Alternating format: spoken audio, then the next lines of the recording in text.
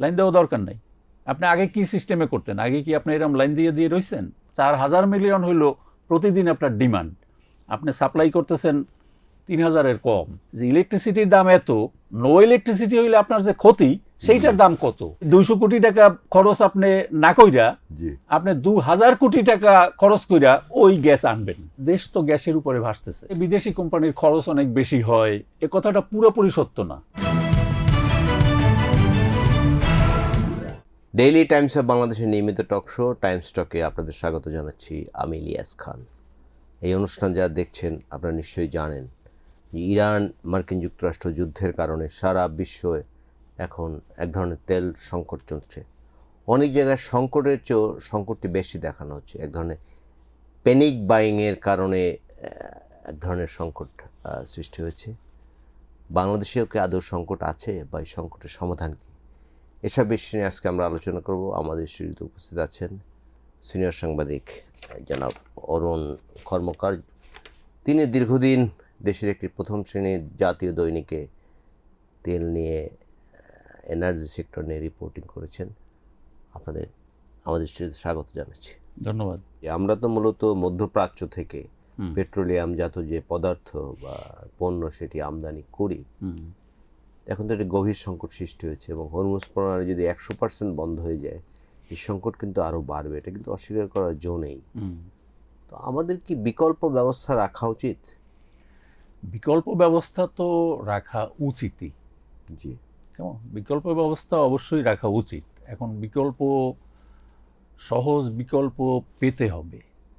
আমরা ধরেন এই যে বলছি যে সিঙ্গাপুর স্পট মার্কেট থেকে আনতে পারি, ইভেন থাইল্যান্ড থেকে কিছু আনতে পারি, মালয়েশিয়া, ইন্দোনেশিয়া থেকে আনতে পারি, অস্ট্রেলিয়া থেকে আনতে পারি।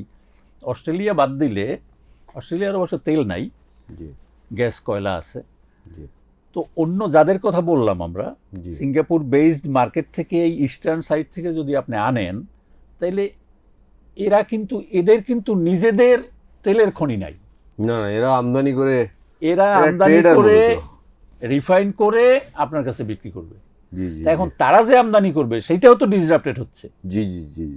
সুতরাং এই ক্রাইসিসের সময় ওইটা খুব বেশি খাটে না যে আমার বিকল্প উৎস আছে, আমি সেখান থেকে যে পাবই, এটার কোনো নিশ্চয়তা নাই। তারপরও যদি এরকম কিছু জ্বালানির মার্কেটকে বলা হয়, এটা হলো ভোলাটাইল মার্কেট। এটা যে কোনো সময় অর্থনৈতিক কারণে, রাজনৈতিক কারণে, কেমন, এটা এলোমেলো হয়ে যেতে পারে। তো সুতরাং আপনার যদি একাধিক উৎস থাকে, সেটা রেডি রাখা ভালো। এখন আমাদের এই উৎস কিন্তু আমাদের যে নাই, আমরা তো এখন যাচ্ছি সিঙ্গাপুর মার্কেটে গিয়ে নিয়ে আসতেছি। আমরা স্পট মার্কেট থেকে এলএনজি কিনতে পারি, তেল, কয়লা, গ্যাস সবই ওখান থেকে কিনতে পারি। তবে আপনি খুব একটা দারুণ কথা বলেছেন যে সিঙ্গাপুর তো হয়তো মধ্যপ্রাচ্য থেকে আনে, তারা রিফাইন করে তারপর আমাদের দেয়। সুতরাং তাদের উৎসটাও তো বন্ধ হয়ে যাচ্ছে, তাদের ট্রেডিং। জি। সুতরাং সেখান থেকে আপনি পাবেন সেটার কোনো নিশ্চয়তা নেই। তার যদি সোর্স বন্ধ হয়, আমাদের যেমন সোর্স বন্ধ, তার যদি সোর্স বন্ধ হয়, সে দিতে পারবে না। আমরা কি বিকল্প ব্যবস্থা, যেমন আপনি জানেন যে বর্তমান সরকার ক্ষমতায় এসেই তারা কিন্তু খাল কাটা কর্মসূচি শুরু করেছে। অনেকে বলছেন যে সৌরবিদ্যুৎ যদি খালের উপরে এগুলো স্থাপন করা যায় কোনো না কোনো ফরম্যাটে, তাহলে এটি একটি বিরাট উৎস হতে পারে এবং সেটি পরিবেশ বান্ধব। এটি কি আদৌ সম্ভব? আসলে সম্ভব তো বটেই। সম্ভব তো বটেই।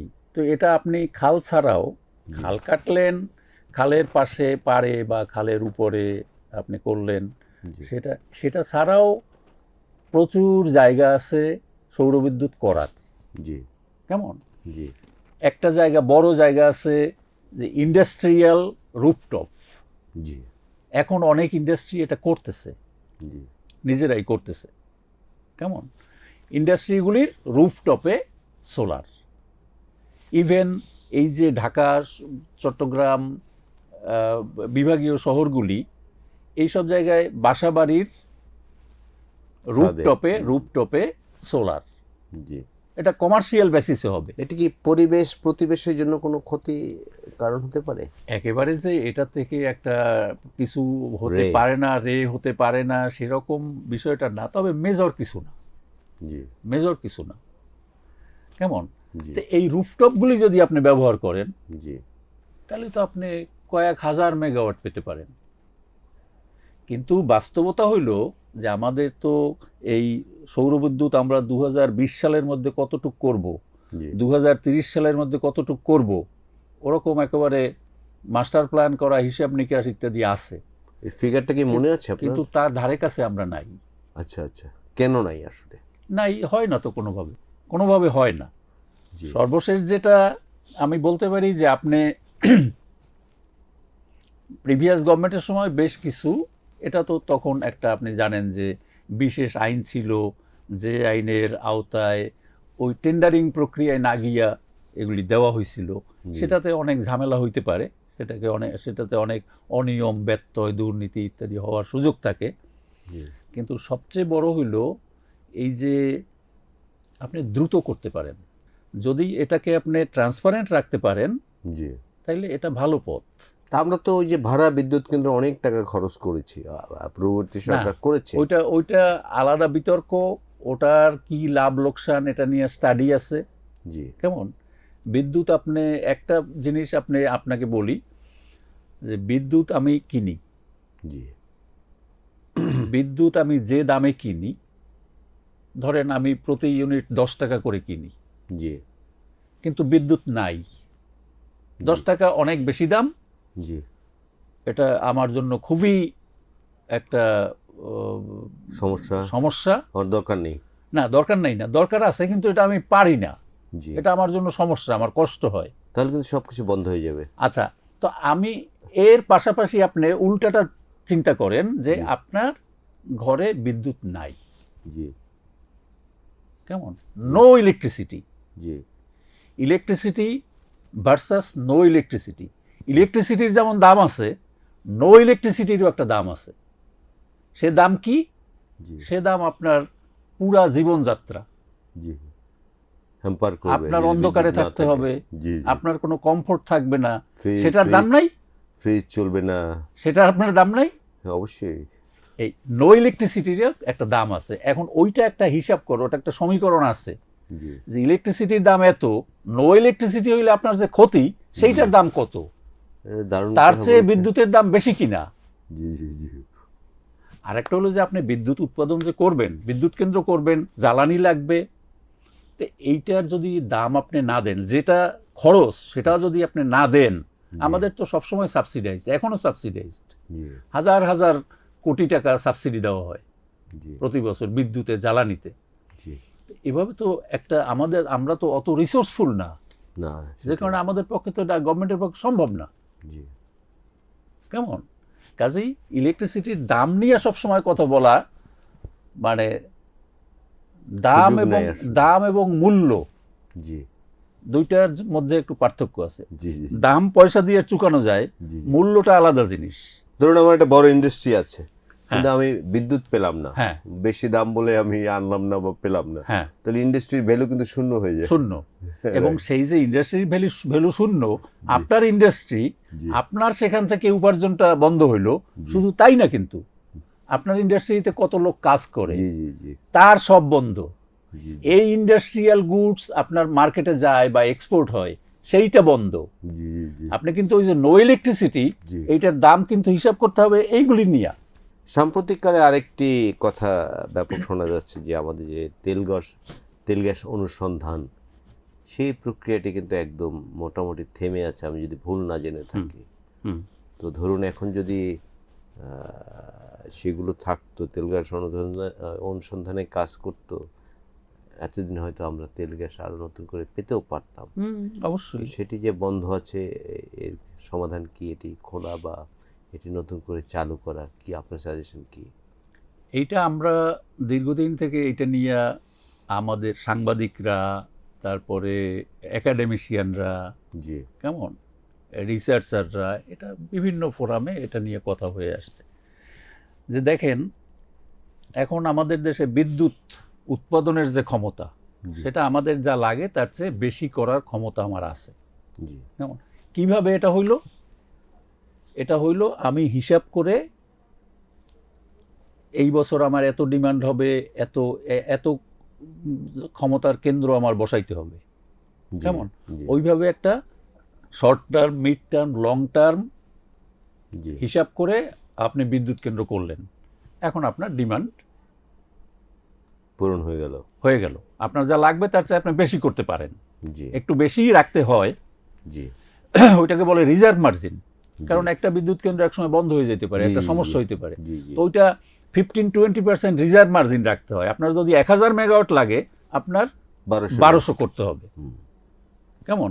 এবং ওই যে ওইটা বলে যে আইডল বৈশা থাকে, তারপরে আমরা ইয়ে দিয়ে দিই, হ্যাঁ যে হ্যাঁ, ক্যাপাসিটি পেমেন্ট দিয়ে দিই। জি জি আচ্ছা, বিদ্যুৎ কেন্দ্র এই যে 1200 মেগাওয়াট বললাম, 1200 মেগাওয়াট আপনি কেন্দ্র করলেন, জি গ্রীষ্মকালে আপনার এটা পুরা ব্যবহার করতে হবে, জি জি জি শীতকালে লাগবে এর অর্ধেক। তাহলে কি আমি বাকিগুলো এখন বন্ধ করে দিব? এখন এরকম কোন সিস্টেম করা কি সম্ভব জি যে আমি শীতকালে 600 মেগাওয়াটের বিদ্যুৎ কেন্দ্র করব, জি, জি। গরম আসার পরেই 1200 মেগাওয়াট না না করে না, ফেলবো? না, সুযোগ নেই। কিংবা আমি 1200 মেগাওয়াট করলাম, জি। শীতকালে এটা বসাইয়ে না রাইখে আমি কি করব? জি জি জি এটার কোনো ওয়ে কারণ আউট আমার তো নাই, ফার্দার এটির এটার কোনো লাগবে। ওয়ে আউট নাই। এইটাই প্রথা, এইটাই করতে হবে। জি জি জি। আপনার হাইয়েস্ট যেটা লাগবে সেটা করতে সেই হবে। হিসেবে আপনার করতে হবে। যখন কম লাগবে কম লাগবে, ওটা থাকবে, ওটা আইডেলি থাকবে। জি, এছাড়া কোনো উপায় নাই। বিদ্যুৎ কোনো বাজারের বিষয় না যে আমি গিয়া কিনে নিয়ে আসলাম, এখন লাগবে এখন লই আসলাম, এরকম কিছু না। আচ্ছা আচ্ছা সুতরাং আপনার ওইটা বইলে কিছু লাভ নাই। আর আইডল যখন থাকবে, জি তখন ওটার খরচও আপনার বহন করতে হবে। জি জি জি ও কেমন? এটি একটি ভুল মেসেজ যায় যে শুধু শুধু নিশ্চয়ই, একটি পক্ষকে টাকা নিশ্চয়ই দেওয়া ভুল হচ্ছে। মেসেজ। আর ক্যাপাসিটি পেমেন্ট যেটা, সংক্ষেপে একটা বলি, এটা তো খুবই আলোচিত এবং খুবই মানে বিতর্কিত বলা যায়। বিতর্কিত। এটা খুবই মানে এটা নিয়ে খুবই মানুষকে মানে ইয়ে করা হয়, সমালোচনা করা হয়। কেমন? জি সরকারি খাতে হোক, বেসরকারি খাতে হোক, ক্যাপাসিটি পেমেন্ট ছাড়া জি কোনো বিদ্যুৎ কেন্দ্র হয় না। আচ্ছা দুনিয়ার কোথাও হয় নাই, আমাদের এখানেও হয় নাই, হবেও না। ক্যাপাসিটি পেমেন্টটা কি? ক্যাপাসিটি পেমেন্ট হলো আপনি একটা বিদ্যুৎ কেন্দ্র করতেছেন, 1000 মেগাওয়াটের একটা বিদ্যুৎ কেন্দ্র করতে একজন ব্যবসায়ী ধরেন 1000 কোটি টাকা লাগে। এখন এই 1000 কোটি টাকা কি ও ব্যবসায়ী তার পকেট থেকে বের হয়?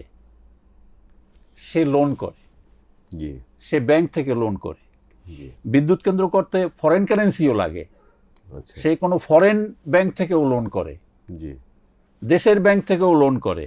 জি এই লোনটা তার রিপেমেন্ট করতে হয়। জি ক্যাপাসিটি পেমেন্ট হইল এই লোন রিপেমেন্টের ব্যবস্থা। যে আপনি 1000 কোটি টাকা আপনি খরচ করছেন, জি এইটা আপনার 20 বছরে রিপেমেন্ট করতে হবে। জি। সেই হিসাব করে জি একটা ক্যাপাসিটি পেমেন্টের হিসাব করা যায়, আপনি মাসে এত টাকা ক্যাপাসিটি পেমেন্ট হিসাবে দিবেন। আর বিদ্যুৎ যেটা, সেটার দাম নির্ধারিত হয় কিভাবে?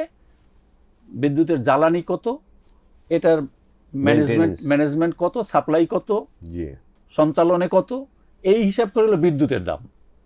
জি দুইটা জিনিস, একটা বিদ্যুতের দাম, একটা ক্যাপাসিটি পেমেন্ট। ক্যাপাসিটি পেমেন্ট হলো আপনি যে ফিক্সড কস্ট আপনার, জি জি যেটা ইনভেস্টমেন্ট, জি সেটা তো আপনার ব্যাংকে তো সুদ সহ দিতে হবে। জি সুতরাং ক্যাপাসিটি পেমেন্ট ছাড়া সরকারি যেগুলি, সেটাও আপনি ধরেন এই যে পায়রা বিদ্যুৎ কেন্দ্র, জি চাইনিজ এক্সিম ব্যাংকের লোন নেওয়া হয়েছে, ও জি। টাকাটা ফেরত দিতে হবে না? জি জি ওটার সুদ সহ কিন্তু ক্যাপাসিটি পেমেন্ট ধরা আছে। সেটা কি সরকার দিবে? হ্যাঁ, সরকার দিবে, বা ওই যে কোম্পানি, ওই কোম্পানি তো আমাদের এখানে সরকারি, ওই কোম্পানির মালিক সরকারি প্রতিষ্ঠান, তারাই দিবে এবং দিচ্ছে। না দিলে আপনি টাকা পাবেন কোথায়? ইভেন যদি সরকারও ইনভেস্ট করে, যে কোনো বাইরের দেশের দেশ বিদেশ কোথাও থেকে লোন নিলাম না, সরকারের রাজস্ব থেকে, জি কোষাগার থেকে করলাম, জি তাও দিতে হবে। তাও তো আপনি ওটা ফিরিয়ে আনবেন তো, জি জি জি তাহলে তো আপনার কোষাগার খালি হবে। জি জি জি বা একটা আপনি নিলেন না যে এটা আমরা দিয়েই দিলাম, এটা অনুদান, জি জি জি এরকম তো 20টা করতে পারবেন না, না না না তাহলে তো আপনার কিছুই থাকবে না। সুতরাং ক্যাপাসিটি পেমেন্টটা নিয়ে একটা ভুল ধারণা আছে। আর ওই যে আইডল বসে থাকলেও দিতে হয়, দিতে হবে, উপায় নাই কিছু। কারণ আইডল তো বসে থাকতেছে যখন আপনার ডিমান্ড কম। জি জি জি জি। যখন ডিমান্ড বেশি তখন তো আইডল না। সামনে তো শেষ মৌসুম শুরু হচ্ছে, এখন শেষ মৌসুম, গ্রীষ্ম, এখন তো এটার আপনার প্রচুর বিদ্যুৎ এখন যে লাগবে। এক্সিস্টিং ফ্যাসিলিটি আছে আপনি তো আদ্যপন্ত জানেন, আমি ধারণা করি এটা কেমন, ঠিক আছে মোটামুটি? ঠিক আছে, কিন্তু সমস্যা হবে জ্বালানি। জি জ্বালানি সমস্যা হবে যে সেটা যে এই ক্রাইসিসের কারণে সমস্যা হবে তা না, এটা আগে থেকেই চলে আসছে। যে কথাটা আপনি তুলছিলেন যে দেশের গ্যাস, জি দেশের গ্যাস উত্তোলন, আমিও যেটা বলতেছিলাম যে বিদ্যুৎ কেন্দ্র এরকম হিসাব করে করা হয়েছে, জি যে কারণে এটা হয়েছে। জি কেমন আমাদের জ্বালানির সংস্থানটা ওইভাবে হিসাব করে করা হয় নাই। জি দেশের জ্বালানিটা, জি দেশের জ্বালানি কি? দেশের জ্বালানি আমার গ্যাস, কয়লা, জি দুইটাই আমার আছে। জি কেমন দেশে আমরা, মানে আমাদের জিওলজিস্ট বা আমাদের না, শুধু সারা দুনিয়ার, এখানে আমেরিকান জিওলজিক্যাল সোসাইটি তারা আমাদের পেট্রোবাংলার সাথে যৌথভাবে আমাদের এখানে সার্ভে করছে গ্যাস কি আছে, কোথায় আছে, সার্ভে রিপোর্ট কি একটু জানান যদি আমাদের। তারা বলছে যে আমাদের পটেনশিয়াল হলো, যদি 50% ধরি, জি যে আমরা যেটা দেখতেছি এটার 50% পাবো, জি তাইলেও এটা প্রায় 36 TCF আমাদের ল্যান্ডে। এটা কিন্তু সমুদ্র বাঁধ। জি তারপরে নরওয়েজিয়ান সার্ভে, জিওলজিক্যাল সার্ভে যারা, তারাও আমাদের এখানে স্টাডি করছে। ওরা কত বলেছে? ওরা বলছে আরো 42, মোর দ্যান 36। 42 TCF। আচ্ছা আচ্ছা, এটা কি হিউজ? অবশ্যই হিউজ। এবং আমরা কিছু কিছু জায়গা জানি যে এইখানে টিসিএফ ফিল্ড বলা হয়। টিসিএফ ফিল্ড মানে 1 TCF বা তার বেশি গ্যাস আছে, এরকম ফিল্ড এটা দেখা যায়, মানে এটা জানা আছে। জি জি জি। যেমন ধরেন আপনি এই যে একটা দুর্ঘটনা হইল, কৈলাসটিলা? না, কৈলাসটিলা অনেক আগে হইছে। জি নাইকো জি জি যেটাতে জি, জি, কেমন জি, ব্লো আউট হইল, জি জি জি। কেমন, ওটা একটা টিসিএফ ফিল্ড।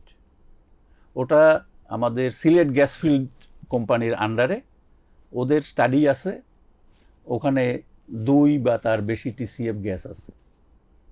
আমরা সেখানে করি না কেন? না, আমাদের যে চাহিদা দেশে, তো 2 TCF কতদিন চলতে পারে এরকম কোনো? এই একটা ভালো জিনিস বলছেন। জি আমরা এখন যে ব্যবহার করি, জি। 1 TCF 1 বছর যায়, পুরো দেশ চলবে? পুরো এক দেশ। বছর? তো খুব ভালো তাহলে। 1 TCF মানে 1 বছর। জি কেমন এরকম যদি আপনি সমুদ্রের কথা বাদও দেন, জি সমুদ্র অবশ্যই আমাদের এক্সপ্লোর করতে হবে, জি সেটা সময় সাপেক্ষ এবং অনেক কন্ডিশনের সাথে জড়িত। জি জি জি। কারণ শুধু এটা আমরা আমাদের ইচ্ছা নিজেরা depend পারবো করে। না, বিদেশি কোম্পানি আসতে হবে, তারা আসলে তাদের ব্যবসা দেখবে, দাম দেখবে, কত কি কোথায় সম্ভাবনা, সেগুলি তাদের কাছে স্যাটেলাইট এই যে পিকচার আপনি আছে। বললেন যে বিদেশি কোম্পানি আসতে হবে, বাট আমাদের দেশের মধ্যে মানে স্থলভাগে যে তেল গ্যাস অনুসন্ধানের এই সক্ষমতা কি বাংলাদেশে আছে? ল্যান্ডে আমরা করতে পারি। জি, করছে না কেন? ল্যান্ডে আমরা এটার জন্য ইনভেস্টমেন্ট দরকার। আমাদের বাপেক্স জি তারা যদি একটা কূপ খনন করে, জি। 200 কোটি টাকা লাগে। এটা তো হিউজ অ্যামাউন্ট না। 200 কোটি টাকা লাগে। জি এখন বিষয়টা দাঁড়ায় কি, যখন এই 200 কোটি টাকার এই প্রজেক্ট ডিপিপিটা প্ল্যানিং কমিশনে যায়, তখন প্ল্যানিং কমিশনে যে বসে আছে জি এই অ্যাডমিন ক্যাডারের লোক, জি সে প্রথমে এটা স্ক্রুটিনি করে। স্ক্রুটিনি করে ওই মিটিংয়ে প্রথমেই প্রশ্নটা হয় যে এই যে 200 কোটি টাকা আমরা ব্যবহার করে কূপটা করব, গ্যাস পাওয়া যাবে, জি। পাইলে কতটুকু পাবেন? আচ্ছা এখন এই কথার কোনো সুনির্দিষ্ট জবাব নেই। আমি কূপ করার পরে গ্যাস ফ্লো না হওয়া পর্যন্ত আমি বলতে পারি না যে গ্যাস আছে। আচ্ছা। ওখানে আমি সব 3D স্টাডি করে তারপরে আমি কূপ খনন করছি, জি তারপরও আমি গ্যাসের ফ্লো না হওয়া পর্যন্ত জি বলতে পারবো না যে গ্যাস আছে। এখন সে যখন 200 কোটি টাকার কথা বলে, তখন এটা তো স্পষ্ট জবাব দেওয়া কারো পক্ষে সম্ভব না। তখন সে বলে যে তাহলে তো এই 200 কোটি টাকা তো জলে গেল। রিস্ক না। এখন এই 200 কোটি টাকা খরচ আপনি না কইরা, জি আপনি 2000 কোটি টাকা খরচ কইরা ওই গ্যাস আনবেন, এলএনজি আনবেন। আমরা আচ্ছা, আচ্ছা। এই চক্করের মধ্যে পড়ে গেছি, এই চক্করের মধ্যে আসি। জি এখন এই কথাও সত্য যে আমরা ওরকম 10-20টা কূপ খনন করা এবং সেখানে না পাওয়া এই রিস্ক আমরা নিতে পারি না, এত টাকা আমাদের নাই। সেই জন্য আপনার বিদেশি কোম্পানির প্রশ্ন আসে। বিদেশি কোম্পানির সাথে শেয়ারটা কিভাবে হয়? পিএসসি, জি প্রোডাকশন শেয়ারিং কন্ট্রাক্ট। জি ওখানে সব গ্যাস অনুসন্ধান থেকে শুরু করে আমাদের কাছে তো ডেটা আছে, পেট্রোবাংলার তো ডেটা আছে, সেটা তারা নেবে। জি তারপরে তারা এটা খুঁজবে, দেখবে, স্টাডি করবে, জি করে তারা কূপ খনন করবে। জি পাওয়া গেলে তখন সেইটার এই প্রোডাকশন থেকে শেয়ারিং হবে। আর যদি না পাওয়া এখন যায় তার না পাওয়া গেলে সব তার, বিদেশি কোম্পানির, হ্যাঁ, ও খরচ টরচ সব তার। তাহলে তো সুযোগ দিতে অসুবিধা নেই কিন্তু আমার মনে হয়। পাওয়া গেলে জি সে ওই খরচটা তুলে নেবে। এটা তো স্বাভাবিক। হ্যাঁ, জি এখন বলা হয় যে বিদেশি কোম্পানির খরচ অনেক বেশি হয়, তারা গ্যাসের বেশিরভাগই তাদেরকে দিতে হয়। এ কথাটা পুরোপুরি সত্য না। তাদের খরচ বেশি, এটা সত্য, 100% সত্য। কিন্তু গ্যাসের বেশিরভাগ তাদের দিতে হয়, এটা সত্য না। খরচ তারা যতই করুক, জি শুরুতে তারা বেশি নেয়, কারণ ওই ইয়েটা তুলে নেওয়ার জন্য, ইনভেস্টমেন্টটা তুলে নেওয়ার জন্য শেয়ারটা তারা বেশি নেয়। ধরেন প্রথম তারা 60% নেয়, জি জি আমরা 40% পাই। এই 40% কিন্তু আমার ফ্রি গ্যাস, হুম। এটার জন্য আমার কিন্তু কোনো পয়সা খরচ হয় না। আর ওই যে 60% সেটা কি সরকার কিনে বাংলাদেশে?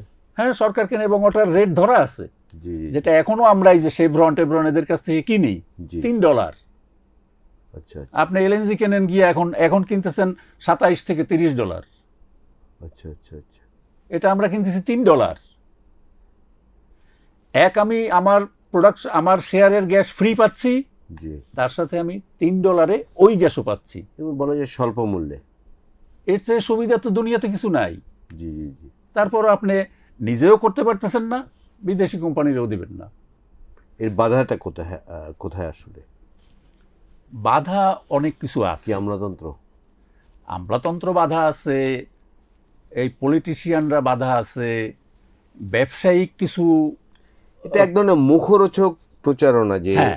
বিদেশি কোম্পানিকে হ্যাঁ। সব ইজারা দিয়ে হ্যাঁ। দিয়েছে। এবং তখন আর একটা কি, এই যে 60 সে প্রথম নিল, তার ইনভেস্টমেন্ট যখন উঠে গেল, জি তখন কিন্তু তার ওইটা চলে যাবে 20%-এ।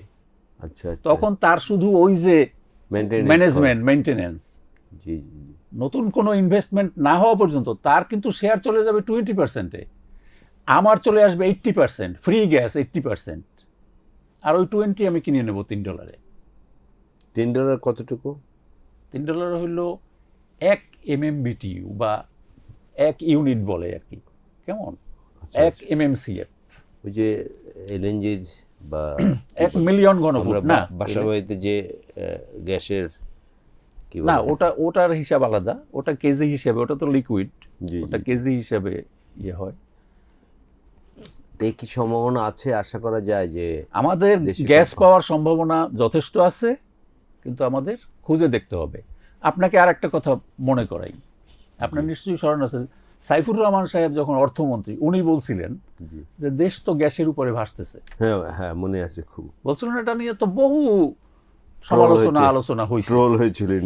আচ্ছা, একজন অর্থমন্ত্রী জি তিনি যখন একটা এই ধরনের কথা বলেন, সেটা যে সরকারের যে দলেরই হোক, তার কাছে তো কিছু ডেটা থাকে, হ্যাঁ অবশ্যই। সে তো হাওয়া থেকে বলে না। না না এই যে বললাম ইউএসজিএস, নরওয়েজিয়ানরা আমাদের এখানে আইসা স্টাডি করছে, সেই রিপোর্টগুলির বেসিসই উনি বলছেন জি জি যে দেশ তো গ্যাসের উপরে ভাসতেছে। জি জি এখন দেশ গ্যাসের উপরে ভাসলেই তো হবে না, আপনার তো সেটা খুঁজে বের করতে হবে। আমাদের প্রতিবেশী ভারতের যে ত্রিপুরা রাজ্য, ত্রিপুরা জি একটা গরিব রাজ্য, অপেক্ষাকৃত গরিব জি এবং সাইজও বোধহয় আমাদের চাইতে ছোট। ছোট কেমন, ত্রিপুরা প্রতি বছর জি 20 থেকে 30টা কূপ খনন করে, আরে আল্লাহ, তো অনেক গ্যাস কূপ। পাচ্ছে ওরা? আমরা করি 2টা, কোনো বছর 2টাও করি না। ওরা কি পাচ্ছে? হ্যাঁ, ত্রিপুরা থেকে আমরা গ্যাস আনি না।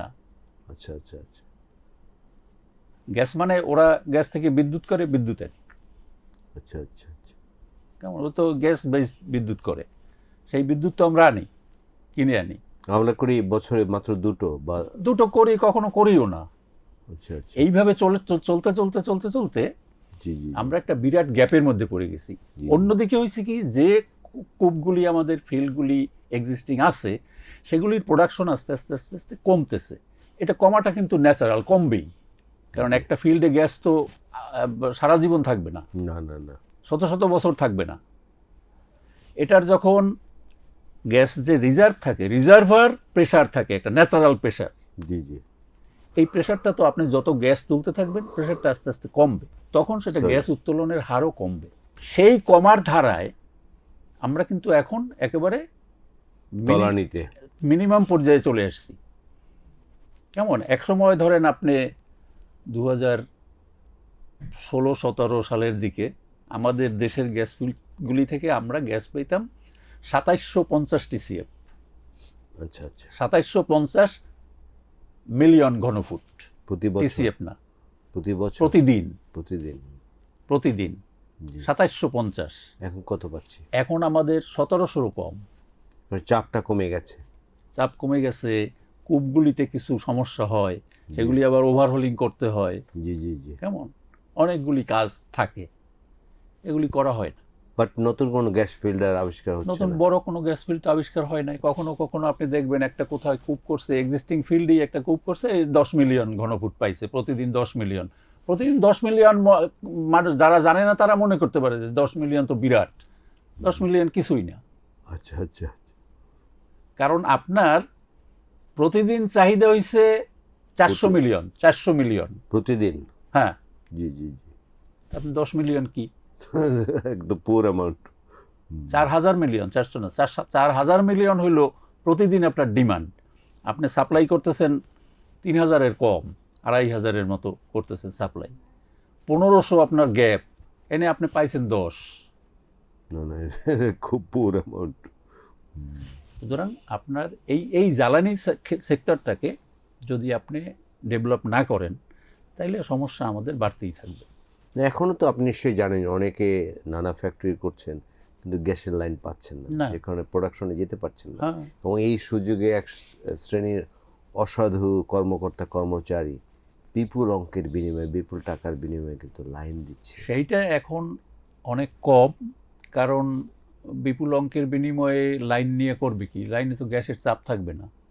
জি আপনার যদি সাপ্লাই কম থাকে, জি তিতাসের যে সিস্টেম, তিতাসের সিস্টেমে তিতাস যে আমাদের ডিস্ট্রিবিউশন কোম্পানি, জি জি জি। এদের ডিমান্ড হলো ধরেন 1800-1900 মিলিয়ন ঘনফুট পার ডে।